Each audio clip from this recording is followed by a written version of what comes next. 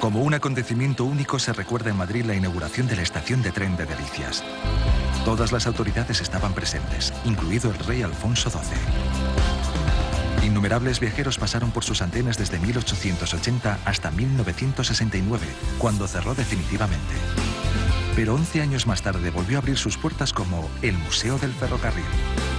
Un lugar en el que se puede ver cómo se trabaja en este sector, admirar los relojes que marcaron una época o vivir el tren como un hobby en su sala de modelismo. Aunque el lugar más especial es donde se encuentran 30 vehículos que representan la historia del ferrocarril. Aquí tenemos en la exposición vehículos que representan los 3 tipos de tracciones que hubo en el ferrocarril: la tracción vapor, la tracción de combustión interna y la tracción eléctrica. Debido a una red ferroviaria incompleta, se usaban estas diligencias como sistemas de transbordo entre estaciones. Según fueron avanzando las infraestructuras, cayeron en el olvido para dar paso definitivamente al vapor.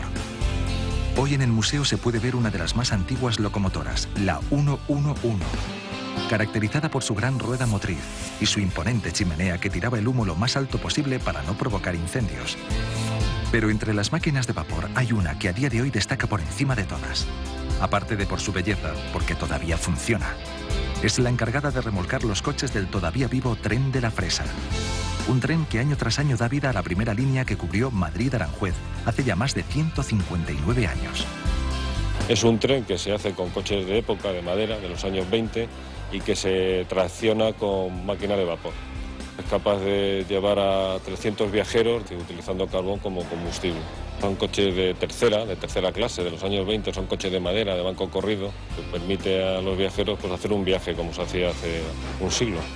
Pero los años pasaban y las locomotoras fueron evolucionando. Un ejemplo es la Santa Fe de 1930 que compró el Estado y que llegaba a unir ciudades separadas por largas distancias. Esta máquina convivió durante algunos años con una de las más emblemáticas que hay en el museo, la Confederación. La Confederación ya tenía una caldera mucho mayor y ya tenía una capacidad para arrastrar trenes de mucho mayor peso, de mayor volumen y en un recorrido mayor que podía llegar perfectamente a los 200 kilómetros, tanto por el carbón como por el agua. Es la locomotora de vapor más rápida y de mayores dimensiones que ha circulado por las vías españolas. En pruebas llegó a alcanzar los 150 kilómetros por hora. Entre otras cosas, gracias a sus 4 ejes motores y los más de 2000 caballos que tenía. Pero ante la falta de fuerza de este tipo de locomotoras para sortear la orografía española cargadas de grandes toneladas de mercancías, a partir de 1900 aparecieron las primeras unidades eléctricas. Tenemos aquí la primera locomotora eléctrica que circuló en España, en este año pues, se cumple el centenario de la inauguración de la línea. Era una locomotora eléctrica que se utilizó para sacar el mineral de hierro de las minas de Almería al puerto, con muy poca velocidad, pero con mucha potencia, porque de lo que se trataba de arrastrar un tren que podía llegar a las 500 toneladas. Las eléctricas fueron mejorando sus prestaciones, pero llegó un día en el que tuvieron que compartir protagonismo con las que se movían con combustible diésel. Eran grandes expresos que ya cubrían distancias de 500 y 600 kilómetros.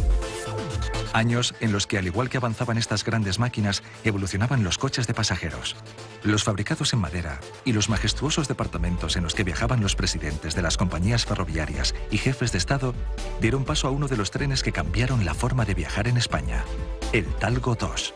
El Talgo es un invento español y bueno, fue un vehículo que innovó diferentes elementos, entre ellos la articulación, el que se fabricase con un material aluminio de menor peso, con lo cual le daba mayor velocidad, pero sobre todo el que introdujo una serie de mejoras en la calidad del viaje, como el aire acondicionado, que lo convirtió en un vehículo muy importante en su momento. Un viaje en el tiempo, joyas de otra época, recuerdos para muchos e historia para otros. Una vieja estación rejuvenecida, la de Delicias, que hoy guarda algunos de los tesoros del mundo ferroviario.